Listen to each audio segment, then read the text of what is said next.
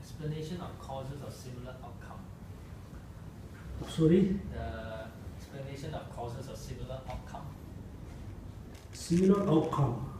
Oh, causes and effect, similar outcome. Yes, according to the notes. They say Uh-huh. whatever is the cause of similar outcome is necessarily a substantial cause. Oh, yeah. For example, as I mentioned the last time, if you want to make a golden ring, the golden ring and the gold is exactly similar. The golden earring and the gold, made of gold ring come from gold. That means the gold is the cause, the earring is the result. They are very similar, upcoming. And for example, we cannot have the substance cause is like an iron. The iron cannot make it like a golden earring, because the golden earring and the iron is totally two different substance. That's why when we say substantial cause, the substantial cause usually the cause transform as the result. For example, the people who make a golden earring, the person or the tools they use for making a golden earring, all the tools the person never transform as a golden earring. Earring, right? Earring. The substantial cause must be gold, then they can have a golden earring. If the substantial cause is like a silver, and the earring must be in a silver. In the same way, we're talking about the mind and physical body. The mind substantial cause must be the previous mind. The previous mind transformed as this life mind, and this life mind transformed as a next life mind. That's why the mind never able to transform as a form. The form never ever able to transform as a consciousness. This is the main point we believe in next life and previous life. I said, our physical body, come from our parents. Half part come from father, and half of the body come from father, half is mother. But the consciousness, the minds, neither come from father nor come from mother. It's come from previous consciousness. That's why the substantial cause and the result of the substantial cause must be similar. Clear? Yeah. Okay. But it also says that whatever is a substantial cause is not necessarily a cause of similar outcome. Yeah. Also not necessarily. For example, the substantial cause is small substantial seed. They can produce like a big kind of tree. It's not, similar every field. The substantial cause is very small. When the substantial cause transforms as an effort, as a result, the result may be big, small, but they must be similar. Similar meaning the substantial is cause gold, and the result must be gold. The substantial cause is mind, the result must be mind. For example, if the substantial cause is yellow, then not necessarily the result must be yellow. But the barley, the seed can produce barley. The barley seed not able to produce like beans. if the body is, if the substantial of the body is small, then not necessarily they can produce a small result. It's not necessarily same every field, but it must be there's similar but not similar or every direction or every dimension. Aspect. Yeah, every aspect, not necessarily similar every aspect. But must be similar. For example, gold can produce, gold earrings. Silver can produce silver earring. This kind of. Yeah. Another question. Really good. Please everybody feel free. Very just feel free and relax. You can ask question if you have a doubt. Because if you have doubt, they can use you can ask question. If you get right answer, then you can have a more kind of deeper understanding what you think. And if you don't get correct answer, then still you try to get correct answer through reading books, through study other books, and also you can ask question any other master too. Then you can have a more clear understanding about your doubt. Yes, okay. Today, so I mentioned then this kind of revision class. Because today, Mr. Mama sometimes supposed to have a class, but unfortunately he didn't have a visa, so he can't revision. So, any question? Any question? Yeah, just ask. So everybody prepare a question. Small or big doesn't matter. Question is question. Okay. Do you have any question? And you? Yeah. I think, Geshe, last lesson you mentioned about the tree falling. Mm-hmm. Sorry, I cannot remember specifically. Yeah. No, you can hear me? Yeah. It's okay. I can hear. Yeah. Mm-hmm. So you mentioned about Yeah. last lesson. Sorry. Yeah. Exactly the specific about the tree falling, whether there's a sound or no sound. Mm-hmm. And I think Sonam and Chung says that rightfully, when the tree falls, there will be a sound. Mm-hmm. Yeah. But to what circumstances then at times there will not be a sound? Or is it because through our mind, when we see something, and maybe through a movie or something, Mm-hmm. when the tree falls, you say, yeah, there is a sound.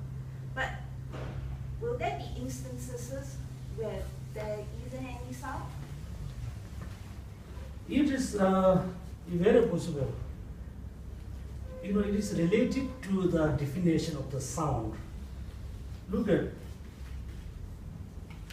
we Buddhists, we don't accept which doesn't have any valid reason.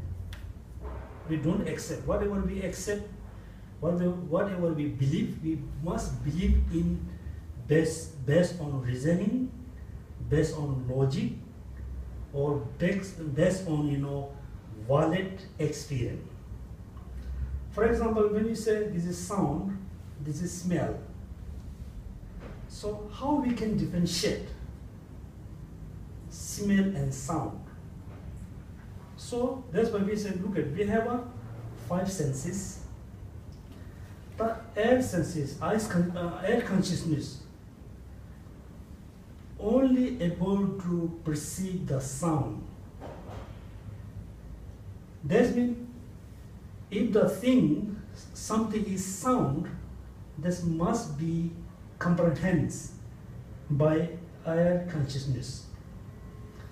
That's why air consciousness and the sound is object and subject. Then, then we must say, okay, if some phenomena is a sound, then necessarily have to comprehend by air consciousness. Then there's a doubt. if there is not any kind of human being or any other sentient beings, let's say at this moment, in general, in the gross level, we believe there's not any living being on the Mars, right? Mars. Mars is a star planet. Like there is 9 planets. Within the 9 planets, the Mars, it doesn't have any sentient beings. So far, the scientists believe. But still, scientists believe there are a lot of like a wind, right? Wind. If there's a wind, then there's a sound. If there's a sound, or this sound, who able to perceive? So this kind of doubt. And also, so Chung and Sonam say this: if there's a branches of the tree fell down, then there must be sound. I said, yeah, there must be sound, or there may be not sound. It depends on the the circumstances.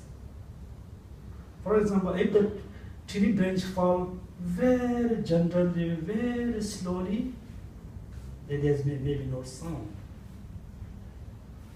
That's why related to the 5 senses, smell, sound, and is this kind of called very doubtful. Sound is necessarily comprehended by air consciousness, or air consciousness not able to comprehend smell. This kind of, we have a lot of doubt about the 5 senses and the 5 objects. And another important related to the sound. Look at, I told all the impermanent phenomena must be come from substantial cause or cooperative, right? Cooperative cause. Then the sound.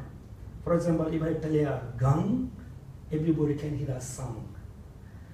So what is the substantial cause of the gong's sound? So what's the substantial cause of my big heart? There's a sound. So what is the substantial cause of this sound? My hand is not the substantial cause of my grip sound. So my motivation is not the substantial cause of the particular sound. So what is the substantial cause? Then maybe the air. Particular air may be substantial cause of this grip. So what do you think? Let's say okay, among the group, somebody can say yes. All the impermanent must come from substantial cause as well as the cooperative cause. Somebody may think, no, it's not necessary. All impermanent not necessarily, arise from substantial cause. There's many impermanence phenomena which is not arise through substantial cause. If somebody say yes, must come from substantial. Somebody can think maybe not necessarily arise through substantial cause. What do you think? And also think about the my personal doubt, like a dreaming. Sometimes we have a wonderful dream while we are asleep. So we have a kind of dream of the water, dream of the mountain, dream of the animals. So the dream, what is the really dream is? It is mind. The dream is mine or not? And also, what is the substantial cause of the particular dream? So how we have look at, sometimes we think about something during the day, and at the night, when we have a dream about what we think during the day, what we thought yesterday and day before. Sometimes we have a random, right? Random dream. So why we have this kind of dream? Where is come from? We don't have motivation. Even though since I arrived here, one time I have a very, very vivid dream about my mother. She passed away in 1985. Since I arrived here, I never ever think about her. but there's a very vivid dream. Why I had this kind of dream? What is the substantial cause of dream? So according to Buddhism, the mind and the dream is separate. Mind and the dream is separate. The dream is not mind. The mind is not a dream. The dream is kind of image kind of of the mind. But still we need to find out what is the substantial cause of the dream. And also look at, when you enter like a magic hall, the magician produce beautiful white horse. Next year we have a Chinese New Year, it's like sheep. The magician produce very beautiful white sheep, very strong, very beautiful. All the audience able to see there's a sheep. So what's the substantial cause of the dead sheep? I'm not saying real sheep. The particular sheep which is being able to see, what's the substantial cause? The magician is not the substantial cause of the sheep. Or the mantra or tantra is not the substantial cause of the sheep. So what is the substantial cause of this kind of sheep? Any answer? And also look at, there's so many areas we really need to think very precisely, very carefully. For example, we Buddhists believe in previous life. So everybody wish to born as a human life, or maybe like as a god, god and goddess. But when we accumulate a karma, we just accumulate positive karma, right? We don't accumulate today I'm going to accumulate in order to born as a man. Tomorrow I'm going to accumulate married in order to born me as a female in the next life. We just accumulate a positive karma, positive merit. But then we never know next time what we will be, male and female. But the cause, the condition is the just same. So how is differences male and female? We cannot differentiate through cause and condition. This is also very, very important question. But there's answer you can learn later. But I tell you because you should think about this, how it possible. Do you think there's a particular merit or which is we can take a birth as a female? There's a particular positive karma which we can take like as a male? No. What do you think, Sonam? You mean the substantial cost to be born? You mean the substantial cost to be born male or female? Substantial cost, I don't know, look, I'm like a man, I'm like a male. After I dead, I don't know, I will be born as a male or female.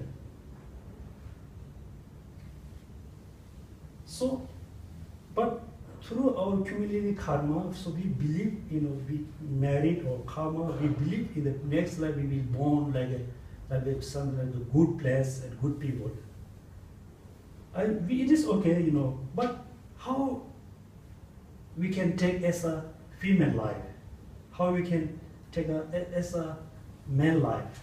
That depends on the karmas that ripens, because male and female, you will have different, the things that you had is different, the thing that you experience is different. So it depends on which karmas that is ripens, that the ripened karmas dictates which gender that you will be in. So how we can accumulate karma for, which is will take female life? How we can accumulate this karma? So, after we take female life, and male life, then there's a different way of thinking because of the physical body. But generally, I don't think the karma is different, male and female. But sometimes you shouldn't mix the tradition and the pure Buddha teaching. Sorry, the what? Tradition and the Buddha teaching. When Buddha was alive, he gave a lot of different teaching. But most time, like 90%, he gave a teaching in India, 2006 or 500 years ago. At that moment, there were very, strong Hindu culture, Hindu tradition. Sometimes Buddha taught, related or, based on the Hindu culture. Sometimes you can see, male and female is different, huge difference, because of Hindu culture. So the main question, how we can accumulate karma in order to take a female life, in order to take a male life. So what's the differences? Yes, Uchung. Related to Paro? Pardo? Yeah, would it be related to Paro? As you say, once you go into the female body, you have no choice, you have to behave as a female. So it's the first part, the Paro part. Would it be that? Okay. Achun said, after is Pardo. But, I'm asking. so today is kind of, we have a special class, so I can, all, we have three realms, right? Desire realms, which is VR. Second, we have a form realm, then a formless realm. After I death, for example, if I born as in a desire realm, then I have to go through the Pardo, the middle state. This life and next life, middle there's another life. I have to go through the Pardo. And second, if I born in a form realm, even also I have to go through the Pardo. If I will born in the formless realm, there's no Pardo. But within even though the form realms, there's a male and female. But I don't have to go through Pardo. That's not desire. And also, the form realm, being when they're born in the form, desire realm, whatever, they don't have Pardo. They just, after death, they're born. They don't have to go through Pardo. Which you said is very important to read the Pardo. Yes, yeah. Yes, because next time, when we teach Lamrin, so I will talk about the 12 link interdependent, 12 link. There's a 12 link. If you study about the 12 link, then you will understand how we were born, how we will be born. It's explain the total, since we born, then we alive, then we dead, then there's Pardo, then we born again. That's we call 12 link interdependent. Also they call, 12 link interdependent and samsaric, wheel of samsara. There's a 12 link. The 12 link is like a causes and condition. It's like a change, one after one, one after one, one after one. So I will explain very detailedly, very shortly. Think about, we everybody just imagine, we everybody very, very critical condition. Critical condition. So at that moment, everybody have a kind of scare. Everybody have a very sense of desire.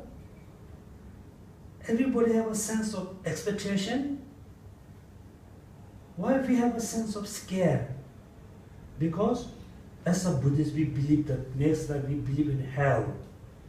There are 8 different hells. Hell. We have so many stories. That's why we have a very strong worry.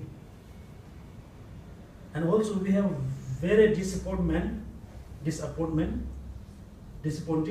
Yeah, Disappointment because we have a long plan.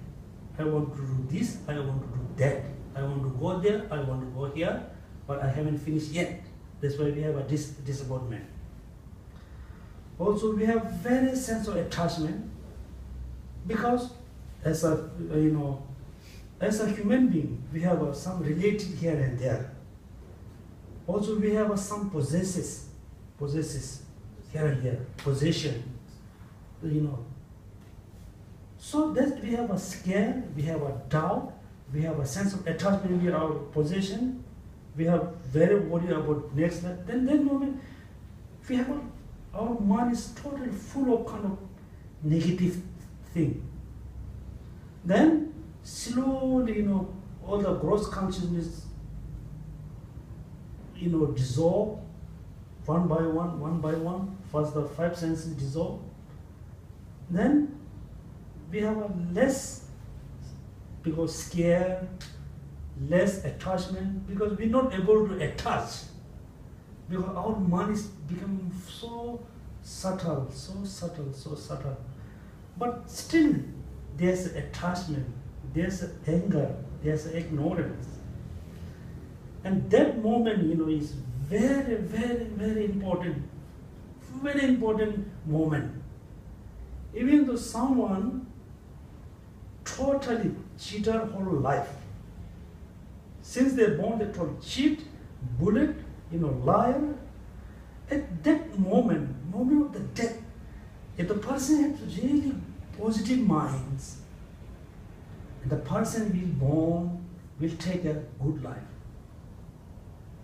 As a monk, I think, since I'm 16, 10, I become a monk. I spend whole life in study, chanting, practice. At the moment of the death, if I have some kind of negative thoughts, then it doesn't matter how many years or months I spend with the religious practice, but I will be born in like a lower realm.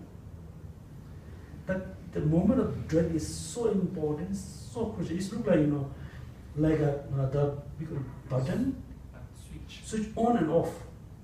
If you off, there's a light. If you off, there's a darkness. Moment of the death, due to our previous karma, then you have some kind of attachment towards female. Then your karma will repent, push you. That's very easy to say. Your karma push you as a female.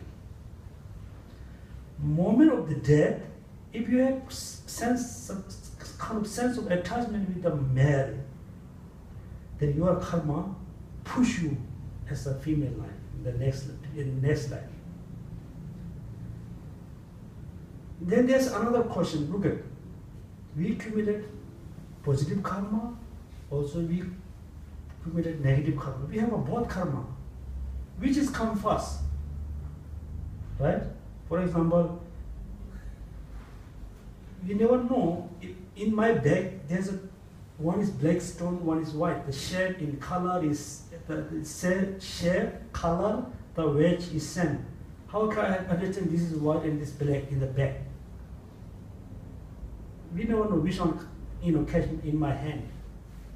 So the positive, if we have a positive karma, we have a negative karma. Which one is come first? Question. The answer is, which one is more stronger? Positive or negative? If the negative karma is more stronger, or we accumulate more negative karma, the negative karma repent first. And the positive karma later. If the positive karma is more stronger, the positive karma come before it push you in the good life. If the positive karma and negative karma is same, they both have same force, which one come first? generate the condition. Generate the condition. Yeah, genetically, which one come first? Generate the condition, whichever you want it to come first, generate the condition to come first. Generate condition mean Whatever. how is come whatever. Positive, negative, you want positive to come first, generate a lot of good condition to get it ripen. Get this property grown ripen. According to Ignian, Is that the way it works? what is the younger brother of Dharmakirti? Younger brother, Dharmakirti? Asanga. Asanga. That's Vasubandhu. No, Vasubandhu is Yeah, that's the brother of Asanga. Dharmakirti's teacher is Dignaga. I think Dharmakirti Choda.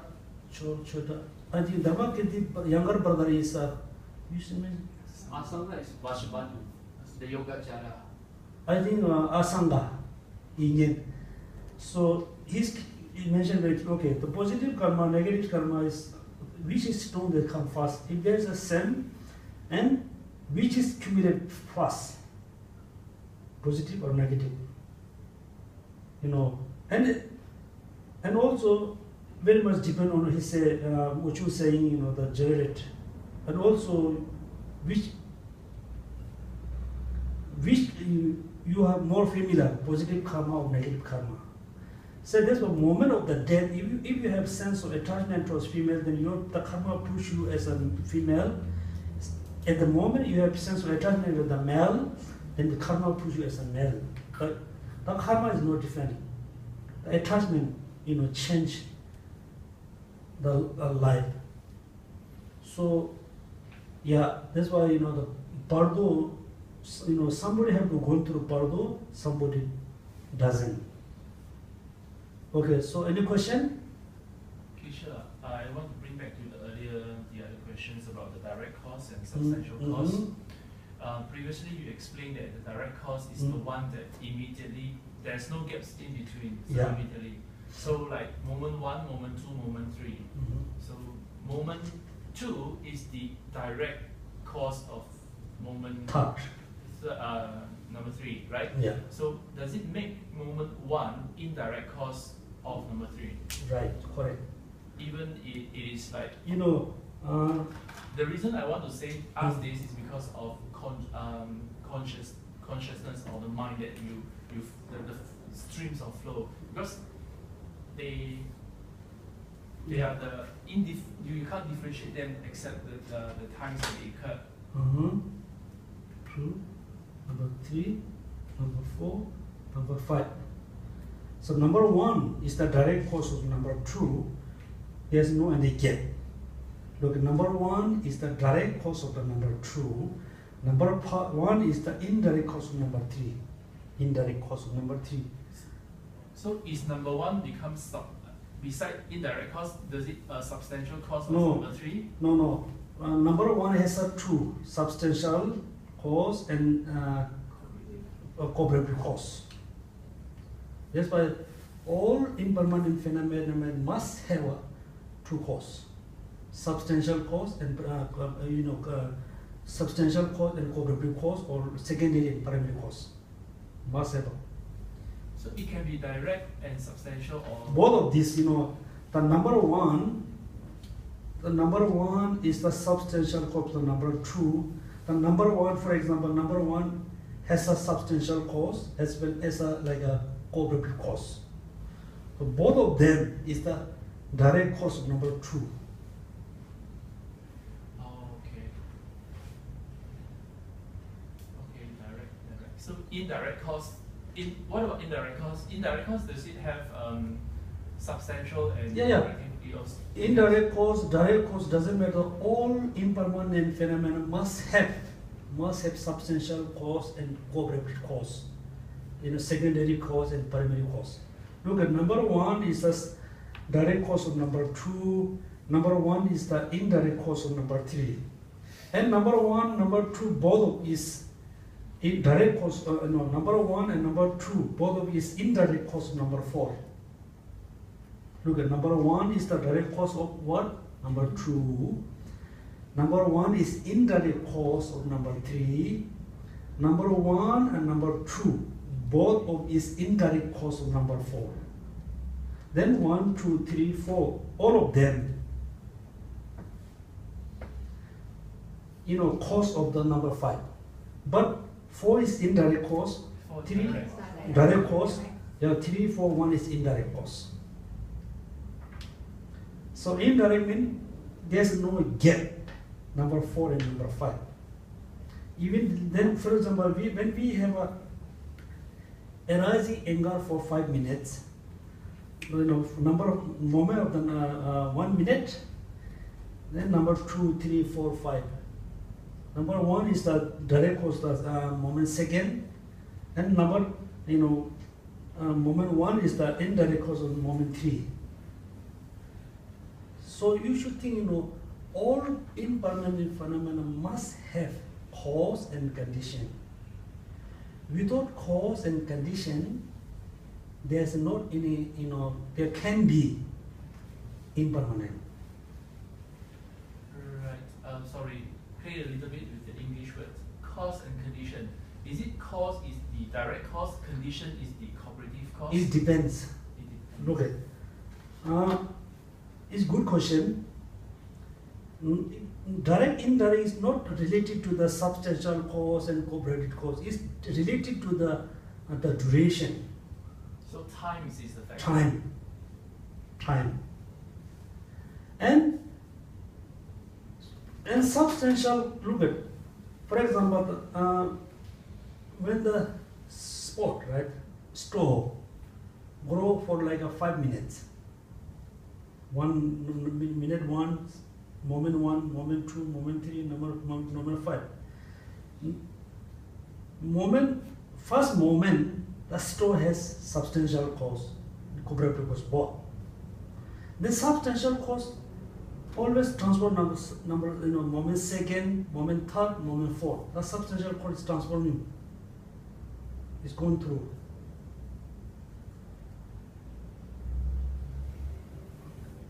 And also substantial cause and cooperative cause, both of you call cause. Also condition. Okay, I will ask you a question very easy way. Substantial cause and cooperative cause, are they contradictory or not? No. No contradictory, right? Contradictory. Are there like a substantial cause and cooperative cause, are they equivalent or not? Really? No, they are not equivalent. Okay, first I'm really happy with the answer yes. Substantial cause is a cooperative cause. Cooperative cause also substantial cause.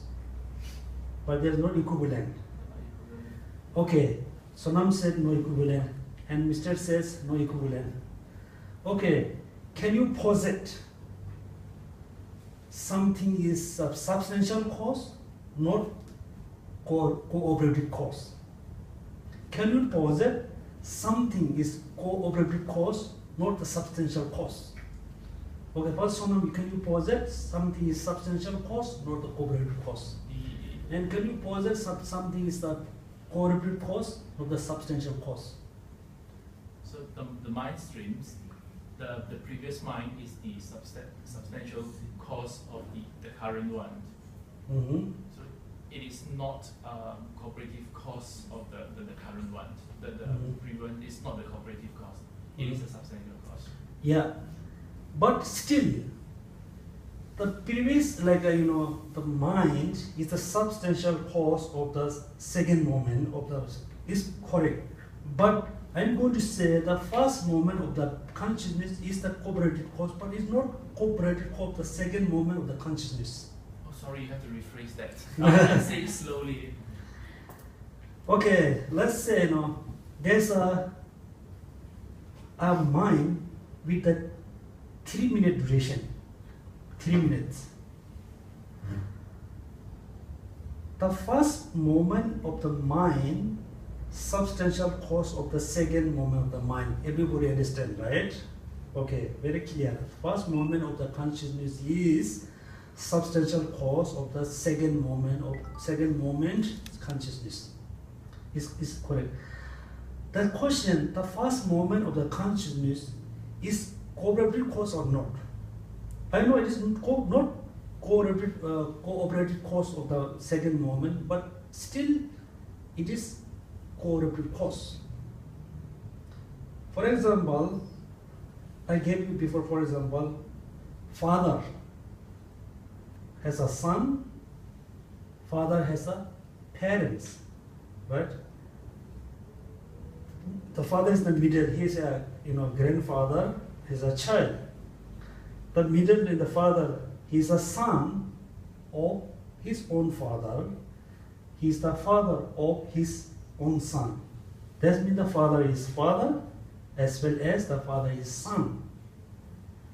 Same, the first moment of consciousness is the substantial cause of the second moment of the consciousness, but it is not the cooperative cause of the second moment of consciousness. But still, the first moment of the consciousness is cooperative cause. It can help to produce another cause, another result. Yes, but that's Impermanence of the mind. So you're saying first moment. Okay, the conclusion that they say, easy way to say impermanence, condition, phenomena, cause, condition, substantial cause are equivalent.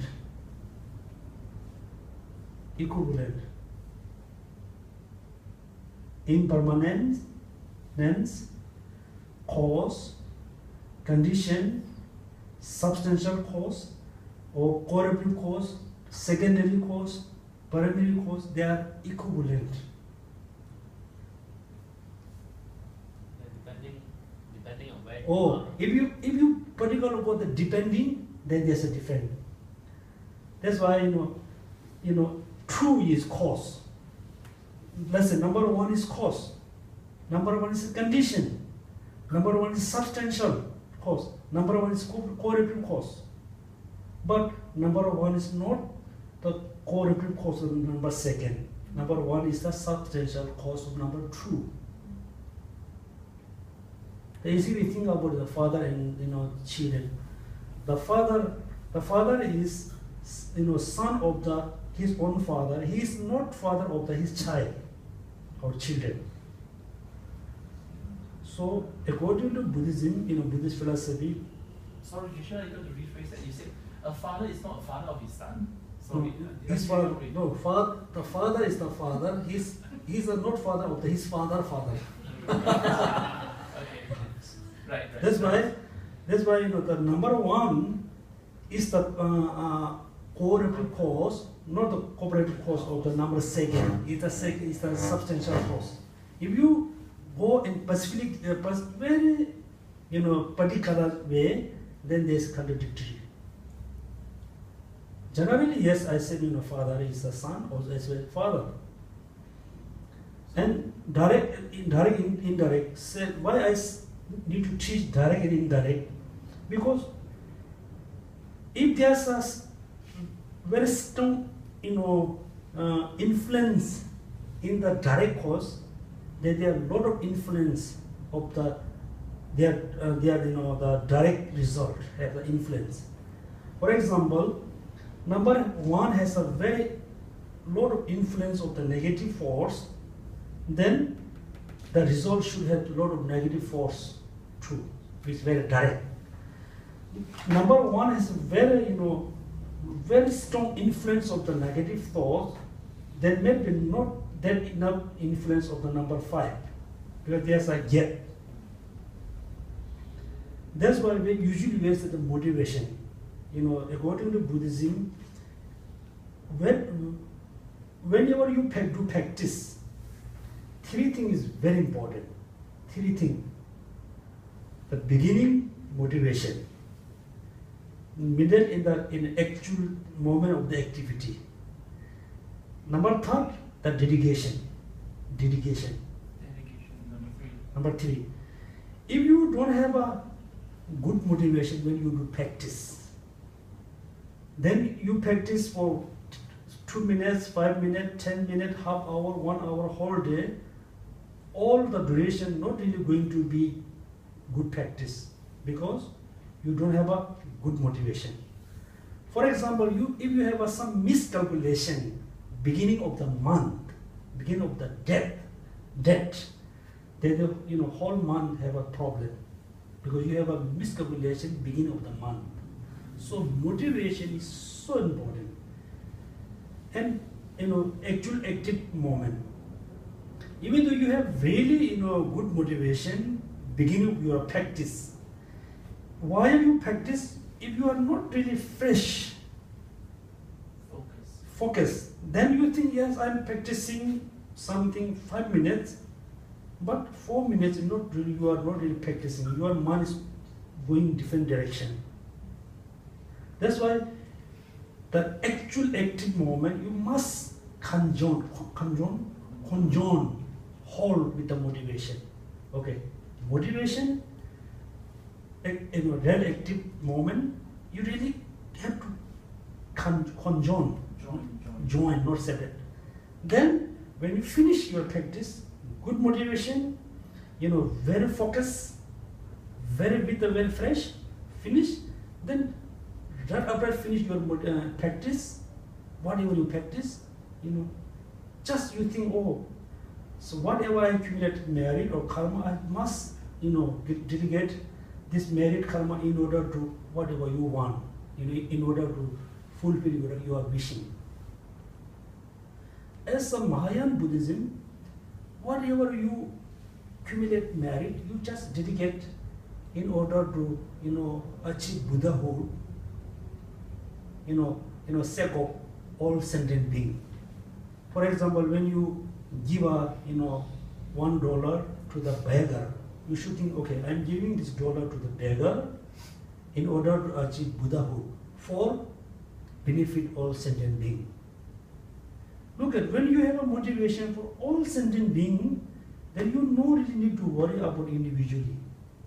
For example, if you really think whole Singapore will be very happy, wish to be happy, wish to be harmonious, wish to be a healthy society, then you must be a healthy person, you must be a happy person, you must be a successful person.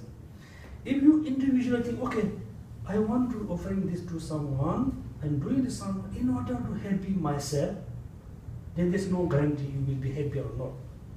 So that's why motivation is so important. Not only that, then active time, then dedication. Because that's why the direct course is so important to learn. Because if you have some bad motivation, then all the duration will be going to be like a kind of bad action. Yes? Any question? Yes, please. Can I say the functions about the courses in this treasury of knowledge is to explain more in details about the first stanza of Mula Madhyamika Karika by Acharya Nagarjuna, where he says neither things come from itself or from others, or from no cause that all the phenomena arise. So we can say, because there are multiple causes, right, like direct, indirect, and then substantial and cooperative. That's why you can't really ascribe it to only single cause, right? Or only omnipotent, for example, cause, right? So in that case, it is really a presentation of the Madhyamika system in entirety as well. Yes, there's a sentence composed by Tsongkhapa. He said, whatever Buddha taught about something, finally it leads you to understand the emptiness. Finally it leads you, it brings you to fully understand emptiness. That's why, we cannot talk direct emptiness. That's why, look at something arising through cause and condition. And if you think about the cause is not just single pieces. There's millions of pieces come together, then there's a result. Then, if you really understand the relation between cause and condition, then you can understand dependent. interdependent, dependent. Not only dependent, we say link or dependent. Then second, after you understand, after you have a good understanding about interdependent, dependent origination, then you can have a good understanding of the dependent basis and the characteristic. For example, we have three different kinds of interdependent, right? Interdependent of cause and condition, which is we have been learning this time. This moment you have to learn relation between cause and condition. Then we go more deeper way, in deeper way. Then we have to learn, let's say, there's another interdependent, for example, cup and the basis of the cup. Cup and basis of the cup. Or cup and characteristic of the cup. Look at, I asked question a little bit somehow. So when we say human being, sentient being, man and female, so how we can label this is a man, this is a human being? How? That's why look at five form,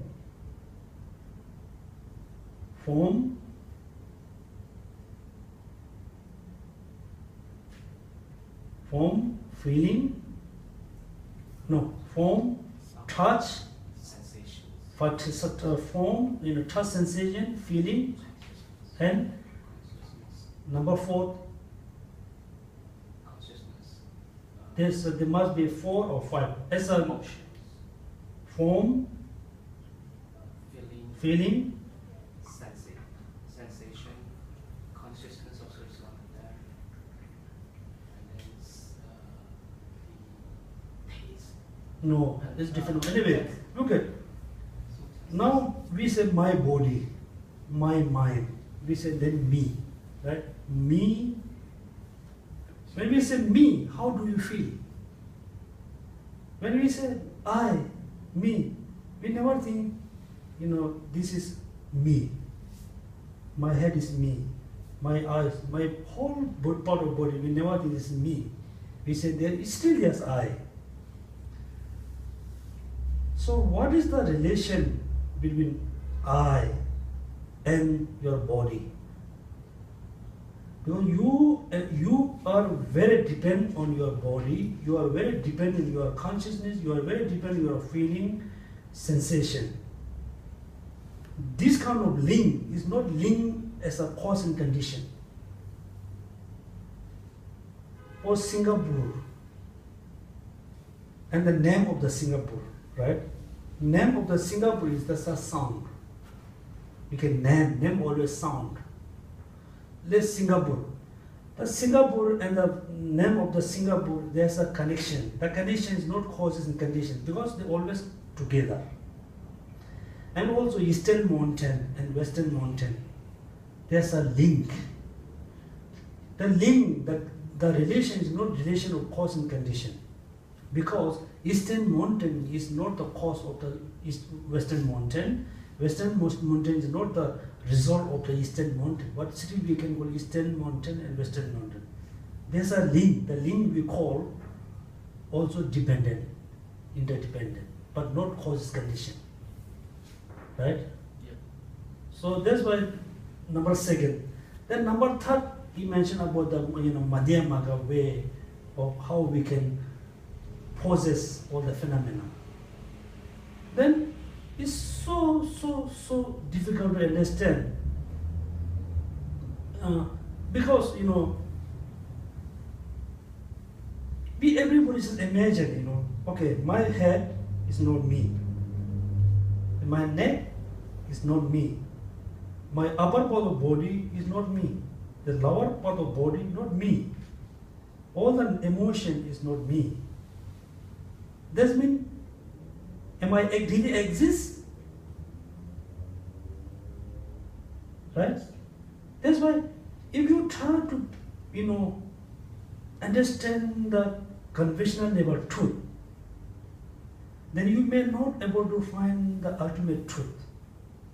If you try to understand the ultimate truth, then you're not able to find the conventional truth. That's why finally you have to understand, yes, I exist. Even though all the body parts not me, but I still exist. But exist in different way. Exist in different way. We perceive something, different thing, the object exists in different way. That's why we have ignorance, attachment, because things exist different way, but we perceive in another different way. That's why we say this ignorance. Due to ignorance, then attachment, desire, anger, then karma is then we just go around and run and run and run in the samsara. For example, very easy way. You really really love someone. You think he or she is the honest person, truthful person, very gentle. After a few hours you spend with the person, if you understand, oh, he pretends as an honest, compassion, truthful person. If you understand, oh, he's not really, then you totally, total lost belief in him and her. That's why if you understand all the phenomena, if we perceive this way, but there exists different way, then you totally going to, lose all the attachment and desire, anger, because you really understand the reality. So this thing we can learn when we study about little bit about the tennis, and also that we have a little copy of the tennis, and because some of you very new and some of you quite have a good knowledge, then we can learn more when we study about tennis. Any question? Wait, Kishila, need to go back to that direct and substantial cause. Mm-hmm. You want us to posit the first one, Yeah. which is a direct cause and is a substantial cause.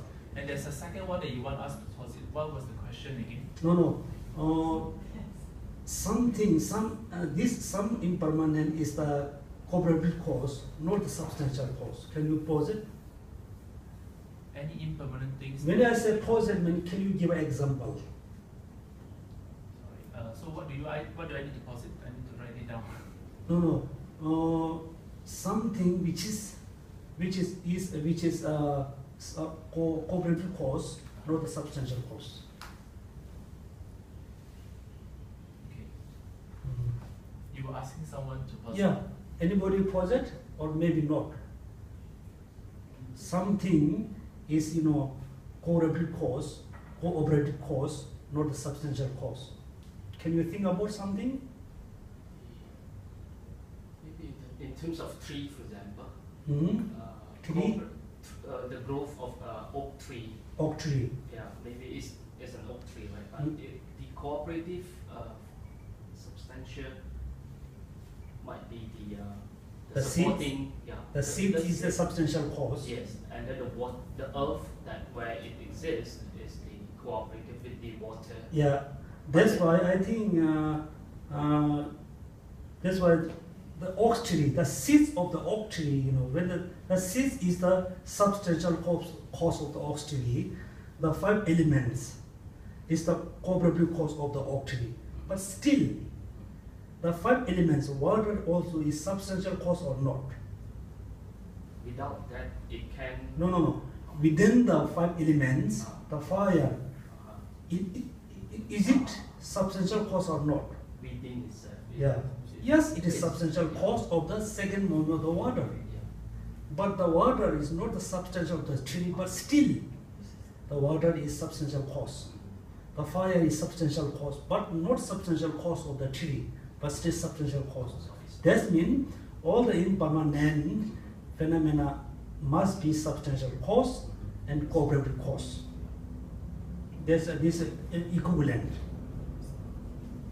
So Kishila, the way that you put it, because when you ask the question and we see it together, that it's like that example, but when you explain more, you are trying to tell us, when you see this, it is also belongs to others as well. Yeah. It's like a multi-role playing. Yeah, yeah. So Multi-role play. So all the permanent substance, it is a substantial cost and it is a cooperative cost. It is substantial cost for this and cooperative cost of that. Yeah. So when you look at it, not to forget that it also play another role in another part. Yeah. So you are a Kishila, but you are also a son. So Yeah. when over here, everybody see you as Kishila. Okay, Forget that you I are a hope son. you can see as a son too. So what I meant. No.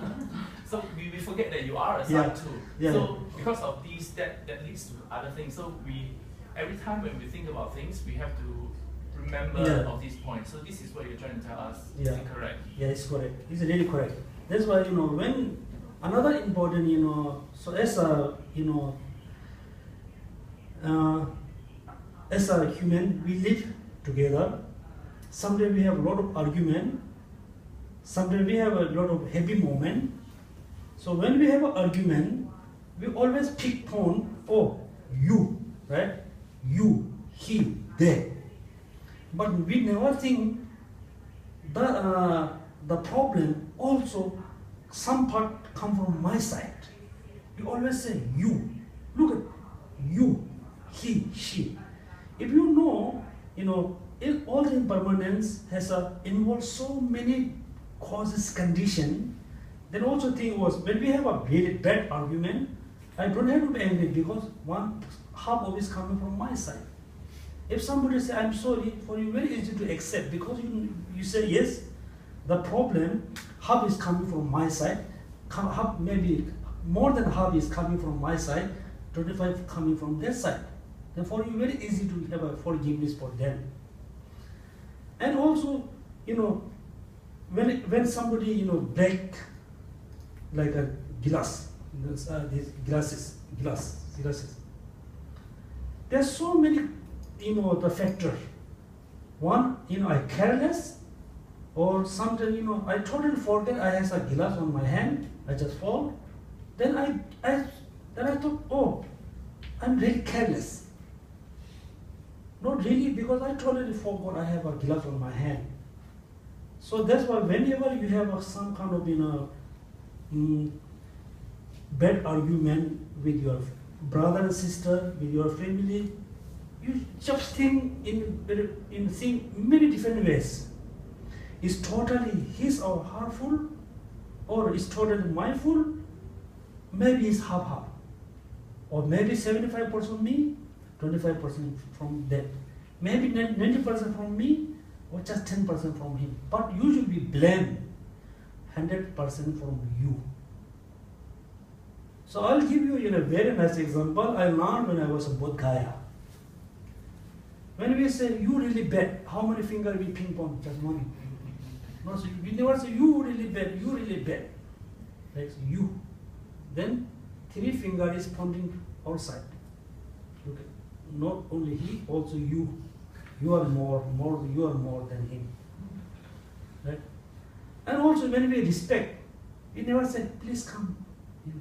Like we say, thank you. We never say thank you. Look at thank you.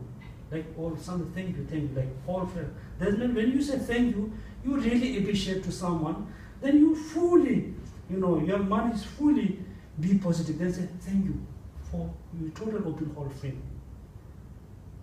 So it's suddenly about the substantial, like so many conditions, so many causes, then you always think yes, it's not really problem coming from this side, from my side too. Then someday you have to say sorry to them. Someday if somebody says sorry to you, just accept and practice that forgiveness. Yes, any question? Yes. Talking about the mind again, coming back. There was always a debate in between these atheists who represent the materialists who don't believe in God, in soul, because like our Mimamsa in 2,500 years ago in India. They are very much look at the facts. For example, everything they think was derived from the brain and its functions, right? While of course the theists who believe in religion, there's an existing soul residing in the mind. The materialists always think, you know, if I give you a dose of, let's say, injection of anesthesia, you'll be numb, right? Yeah. Your mind cannot think, and that's so that there is no soul outside this brain, right? Which is our matter. Now, of course, our Buddhists will always think, yeah, there is sometimes some kind of proof, right? In maybe Tibetan Buddhism, we also have a proof of Powa or Mukto, or when somebody passes away, the High Rama, they can still sit in meditation, right? Yeah. So how do you prove that the materialist might not is wrong, but at the same time, there is no existence of soul as the the Hindu, the Christian, the Muslims believe in? The most important, according to Buddhism, before we have a debate, before we have a kind of dialogue about the soul, first we want to know the definition of soul. What does mean soul? What does mean God? According to Hinduism, but in the ancient time, we have always debate with the Hinduism, not the Christian, not the Muslim. According to Hinduism, the soul is the immortal and it is permanent. It's permanent. This is the God. Like the soul has a different. Okay, permanent, singleness, and partless, no part. Okay, that's it. Then first important is, okay, if the soul is permanent, the soul doesn't have any changes because of permanent. Then this life soul, for example, human soul and a non-human, like animal soul, are different. But even though you should, I'm not sure you have this kind of idea or not, because according to Christian, like my understanding of it is that maybe I'm mistaken or maybe false. According to Christian tradition, they say there's really one soul, and there's a many soul. All soul is kind of manifestation of the one soul. That's why the human being or sentient being, they don't have a different soul, the same soul. But according to Hindu tradition, okay, they say soul is permanent. If the soul is permanent, the soul doesn't have any changes, must be same. The soul of the young and like then teenager, then old. But we can see the soul is different.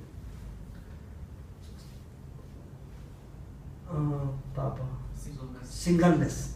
So according to Buddhism, we don't believe singleness. Nothing exists as a singleness. For example, the pen has an eastern part, southern part. There's so many parts, no partless.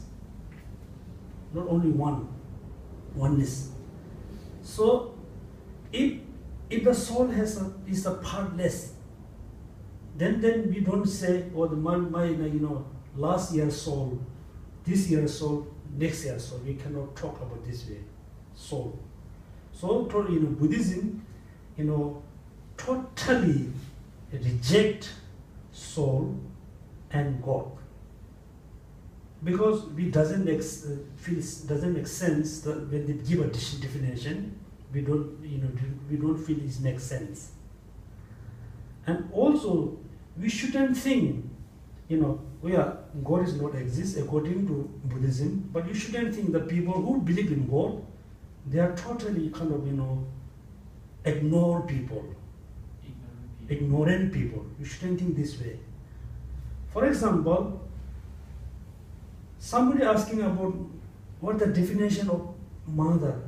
I will give the definition of the mother as on my experience. When you look at my mother, you can see my mother is very ugly. But from my point of view, my mother is one of the most beautiful women. But then you say, oh, you shouldn't love her because she's very ugly. My mom is more beautiful than your mom. You must love my mom. It doesn't make sense, right? So That's why in this time, some people think, oh, my religion is very more important than you. You shouldn't think. But according to Buddhism, yes, we reject the the notion of God. We reject the notion of the soul. But we shouldn't. We are not really criticizing the other religion. The second question. Okay, now we don't believe in God. We don't believe in soul, but we still believe in consciousness. But the consciousness is impermanent, it's changing moment by moment, is produce a lot of result. And also, he's talking about the numbs. When somebody, for example, when the doctor doing some operation, they put injection. It's look like the people don't have a feeling. But there was a monk in our monastery. He got operation, and the doctor brought him the operation theater. They give an injection. He cannot move. He cannot talk. But he still feel the pain when they cut. Oh goodness. But he cannot say anything. So he faced all the problem almost 2-3 hours. Look at, not everybody is not same. And also, according to Buddhism, we have so many different levels of consciousness. Gross, subtle, very subtlest. Very subtlest. When during the operation, during the name time, there's a consciousness, not the gross level, but the subtle. And also the power is, I think everybody heard many times about the power. So power is very important practice in Tibetan Buddhism. Also, it is very much depend on the person who do power, or the or the person who pass away. That very traditional one, the monk or the nun, the lay person who want to do power, they have to receive the lineage, we say unbroken lineage. The lineage called Vajrasattva, all the way to your guru. Then you have to receive the initiation or the empowerment or the blessing from your guru. Second, they have to practice many times before they do power other. If they know, totally convince them, okay, it is time I can do power for other, then it's okay. Look at, each time when the person do power, they always lose some kind of hair from here. But I don't have hair. Here. This is a good time to do power. And also the monk or nun, the lay person who do power, they must know, oh, this moment the person is not totally dead. The person is still in the consciousness, subtle level. Then he is able to transform the mind, like consciousness from heart to neck, neck to head, then from here. If the person is totally dead, then the power is kind of little useless. So we usually do the power moment of the death, still consciousness there. Then, through his experience, or through ritual or through teaching, he able to explain, he able to show the path, he able to give a teaching to the person, even to very subtle, subtle level of mind. So power is very important, but also is very dangerous if you don't know how to do power. That's why, Gelugpa tradition, we always very, very careful to do power. And this moment there are so many monks and nuns and lay persons, they say, I can do power for you, I can do power. I really don't know they have ability or not. The best way, if you really want to, wish to born in like a really higher realm, like a god and goddess, goddess.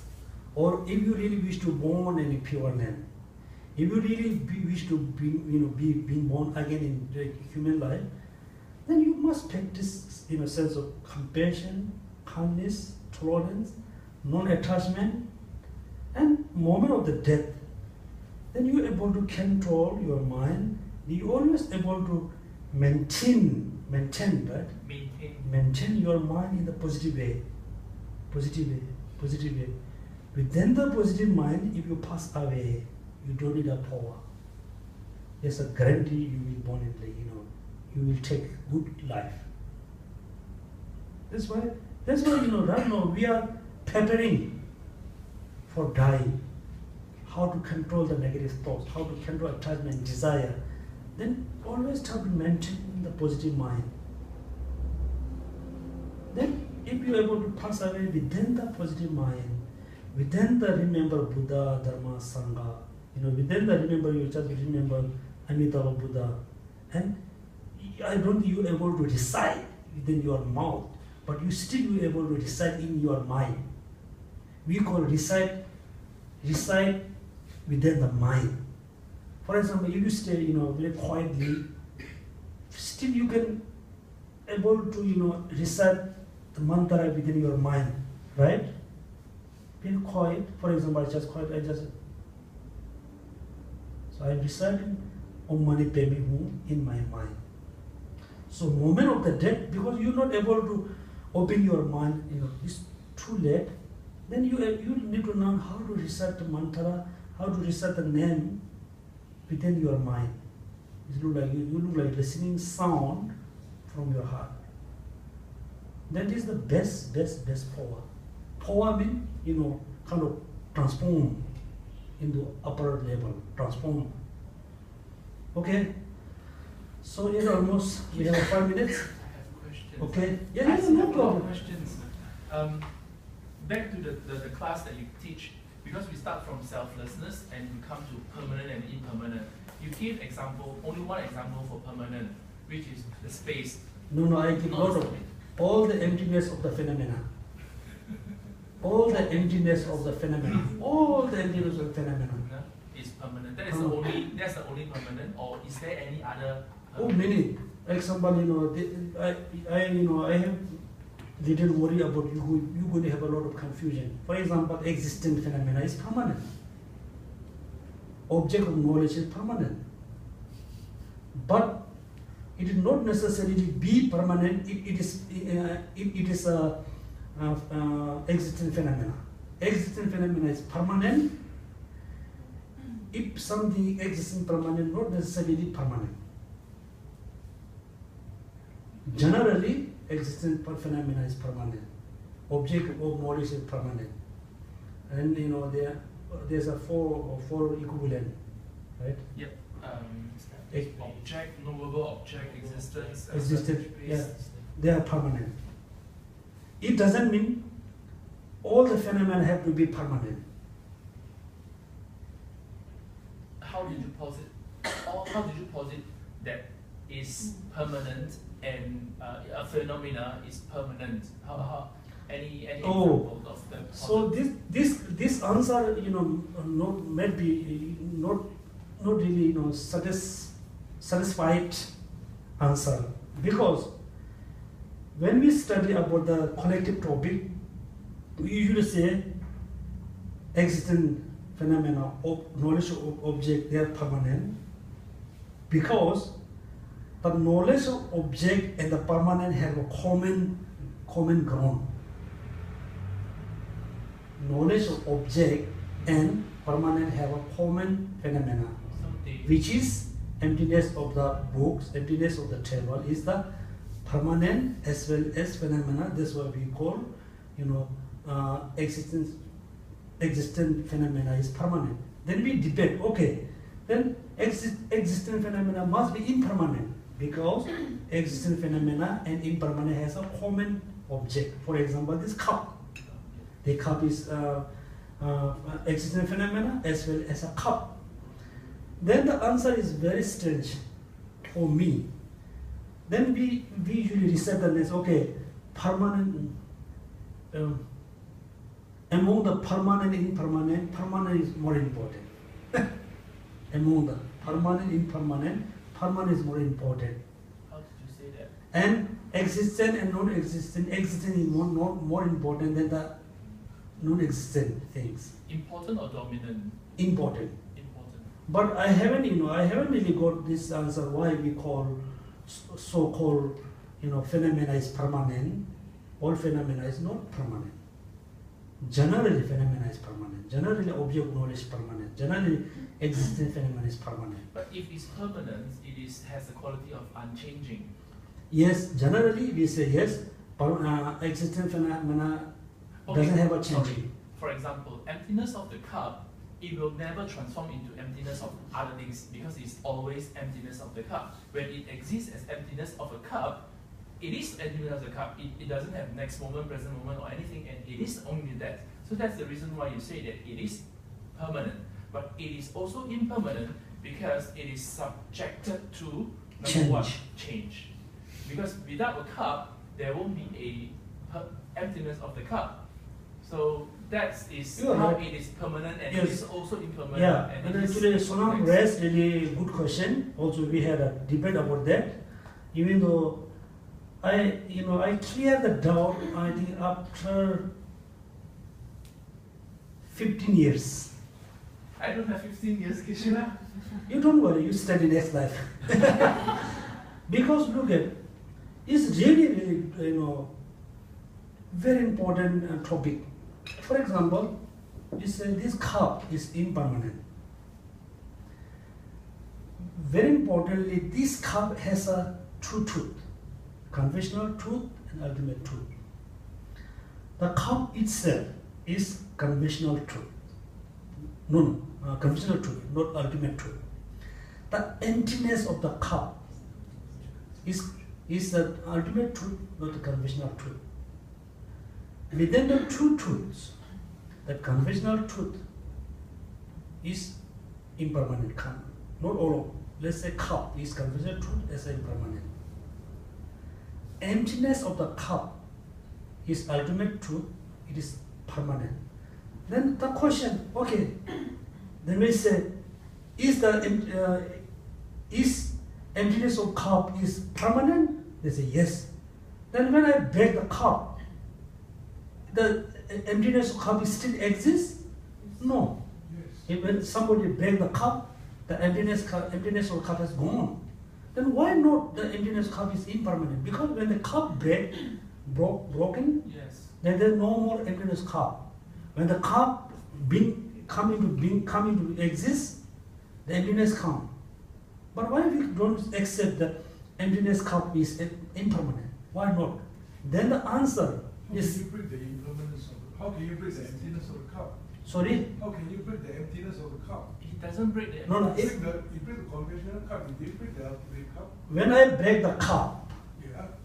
then there's no more emptiness of the cup. Why? Because there's no cup.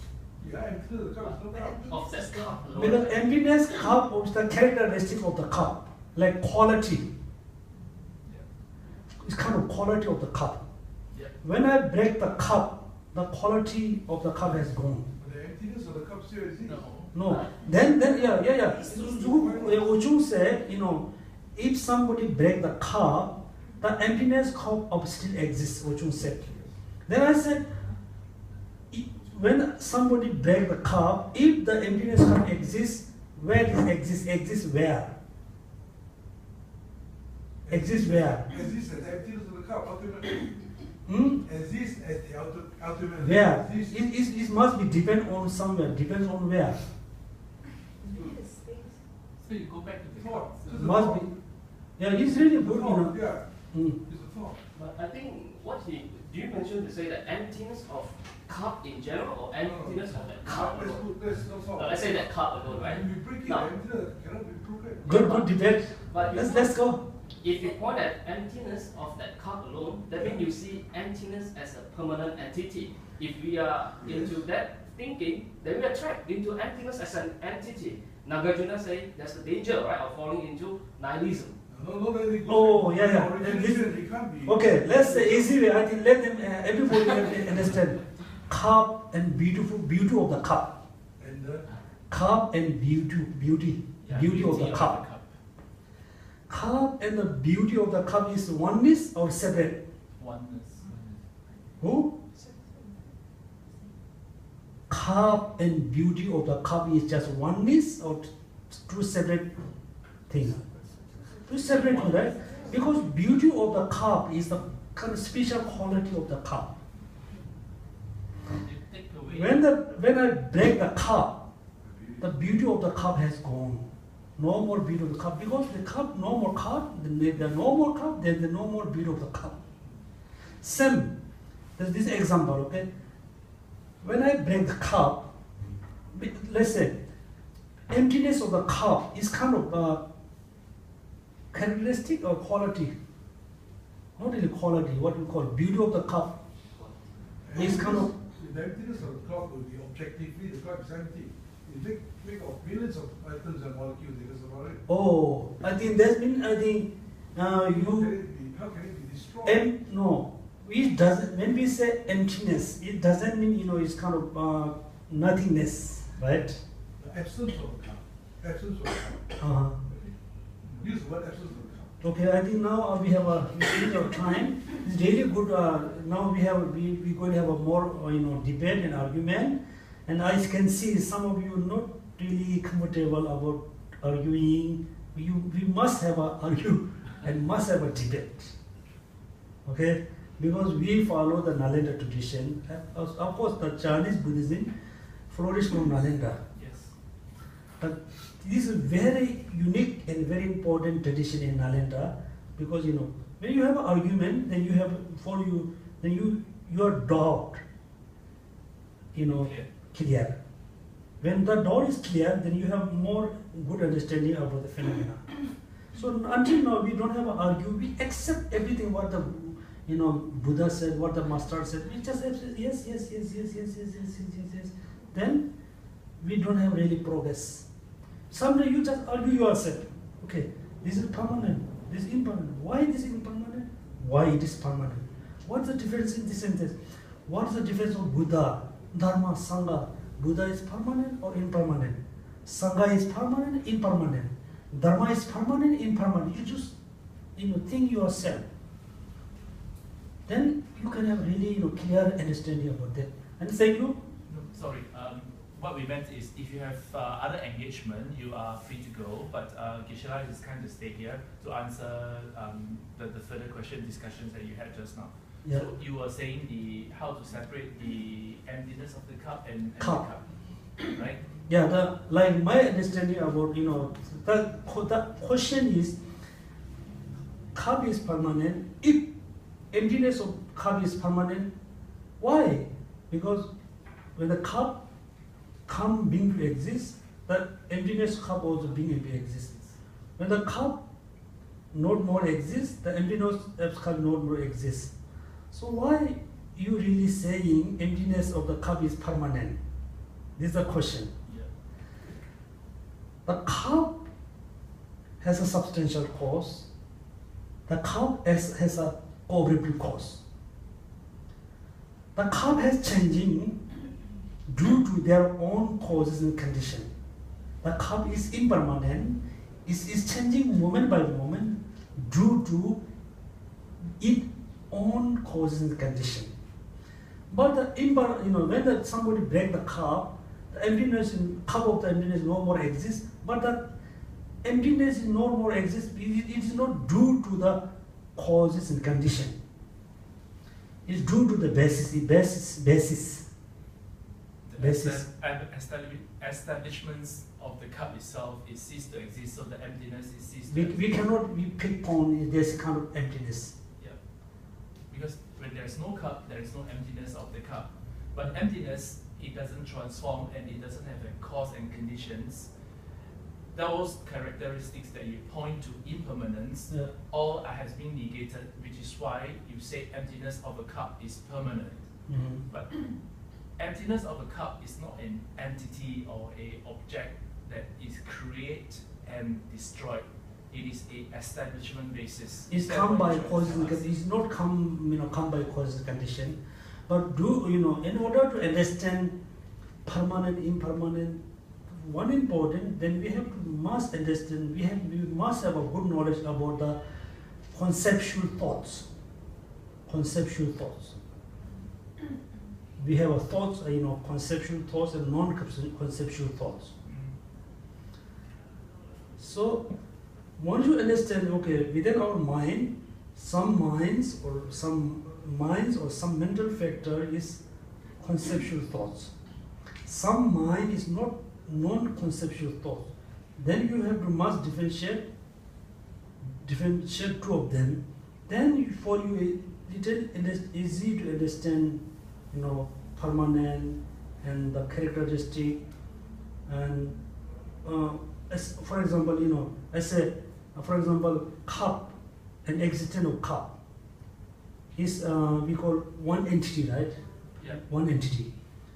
So I can see the cup directly through my eyes, but I cannot see existence of the cup, the quality of the cup through my eyes consciousness. When we say quality of the quality of the cup must come from through your own idea, your own thoughts. Because the characteristic, the beauty object of the beauty is must not come from your five senses. Must come from your thoughts. Because if the beauty of the cup just coming from this cup, then everybody must see as beautiful. But somebody can see ugly, somebody can see beautiful. That means that behind the five senses there's a thoughts. The thoughts can differentiate. I mentioned how the five senses are very, very innocent, very honest, very it just if you look at the picture, just catch the picture.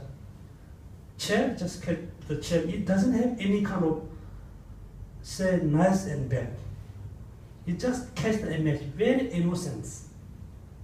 But behind the five senses, there's a thought. The thought is very kind of very cunning, very cunning. So we have to learn, these kind of thoughts. We should learn this when we practice certainly about the mind and mental factor. I think now we should stop here. Thank you for your patience. And tomorrow we have a fish generation, right?